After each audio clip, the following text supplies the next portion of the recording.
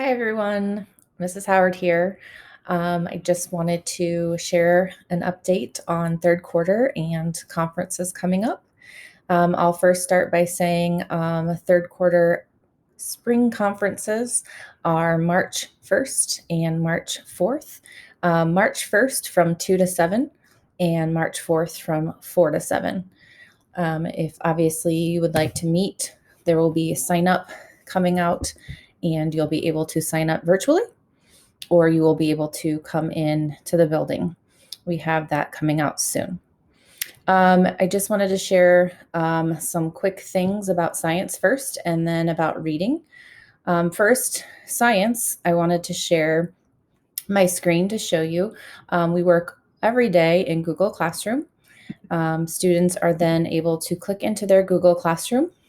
And as soon as I pull up their class, you'll be able to see what they see. So for example, my 6B science block. Every student has access to their classwork. And first and foremost, the first part of the week, we go over schedules and what they have for work for the week. First, we'll start with scrolling down to their menu. If you've heard of your child talking about menu items, is what we call them in science, and they're similar to their assignments or classwork that they have in class. First of all, home base is where all of these items are listed. Menu items are anywhere from watching a video to, I'll give you an example as I'm scrolling down. This first menu item that they had been working on when they first started quarter 3 was they were to watch 2 videos, one, what's my property, and the second, physical and chemical changes. And those are some examples of things that we are learning about in science. First, they watch those videos. Second, they answer those questions that are in a Google Doc found in Google Classroom. And then, of course, if they decide to use their computer to turn it in, don't forget to turn that turn in button. Every student has an opportunity to work on paper or virtually. That's always going to be an option as long as we are in the building 100%. And as you scroll down in their menu for science, you'll notice there are highlighted items and then there are non-highlighted items. The non-highlighted items are not an assignment. However, they are a supplemental learning. So if, for example, someone is struggling to learn about physical and chemical changes, you click on that link, they read the directions, and they play a fun game as a review. And this menu, for example, has a total, if I continue to scroll down, so I apologize if I'm creating any dizziness, it has a total of 16 menu items. Again, some are highlighted and some are not. There is also, for example, IXLs that each student is given, and that is on the second, below home base is what we call it. And this, again, is something that students are given at the very beginning of the quarter. And each week we have a checkpoint that each student is required to meet. And each of those needs to be 80% or better. Any adult can sign it, you, me, a different teacher, a cadet time teacher, a study hall teacher, even a language arts teacher. And so anyone can show their IXLs and proof that they have it completed. And those are not due until the end of the third quarter. But again, just as a heads up, that is what IXL is all about in science.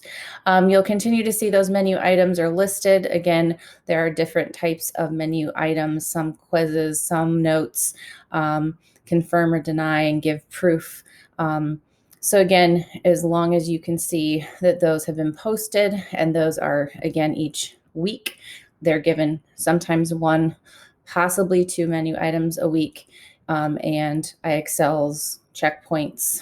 Last week was 10 IXL checkpoint. This coming week will be 12 IXL checkpoint. And then we have our seminar menu that students are given each week. For example, last week, they did not have any menu items last week due. However, they did have 2 Edpuzzles to complete.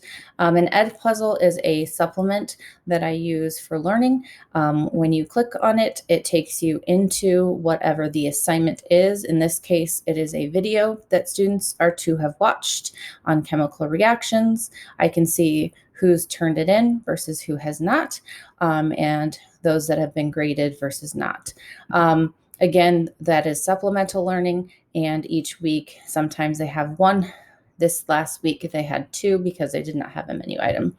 Legends of Learning is a science game students are able to play on Wednesdays anytime they have their work done, and it's based in science. So it's a science review basically in gaming, which is super fun.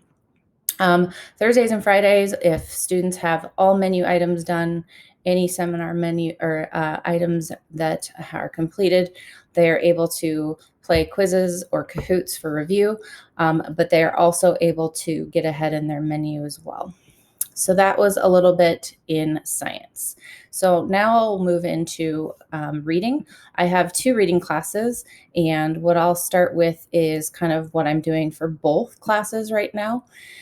Both classes right now started in quarter 3 with our nonfiction signpost focus. And what that means is, and I will show you here quickly, my reading class. Let me scroll down and find it.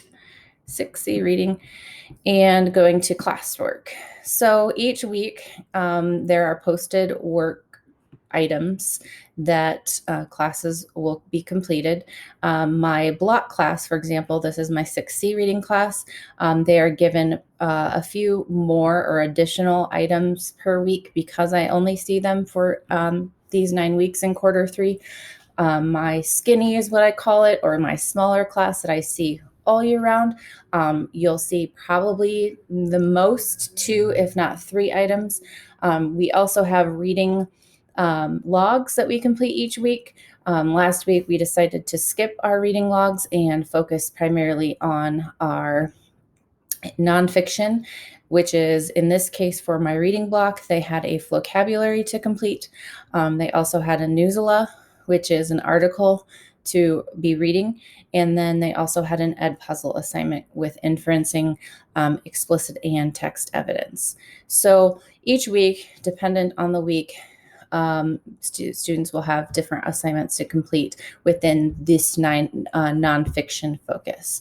And we will continue with nonfiction until the end of 3rd quarter, and into 4th quarter, my reading class that I will have for the whole year, we will continue with nonfiction until the end of the year. So again, they won't have as many assignments as my block class because I see them for the rest of the year. However, because I only see my block class for 9 weeks, they have been given more assignments and more work to complete. And during the week, they have the full about 80 minutes, I would say, to get that work done in class for that whole week. And that basically we rotate in what I call laps in my block.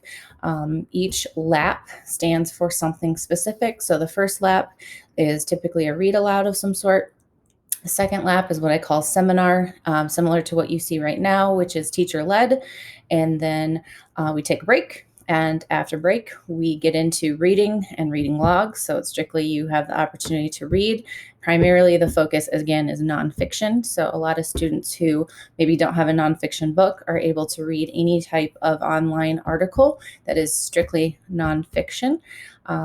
And then our last lap is work time. So again, the last 20-ish minutes would be work time primarily on the things that I've given them in Google Classroom. So that's kind of what we've been doing for science and reading. I just wanted to say, I hope that anyone who would like to meet again virtually or come into the building is welcome to do that. And if you ever have any questions about anything, please don't hesitate to email me. I am constantly checking it. And I'm also constantly checking again if anyone has called or would like to call. Again, the building is always there and open. And I'm typically, even if I'm busy during the day, I will definitely get back to you in the afternoon. So I appreciate your time. And again, excited to end the third quarter. It's kind of coming up pretty quickly, the end of March. Thanks so much for listening and hope you have a great day.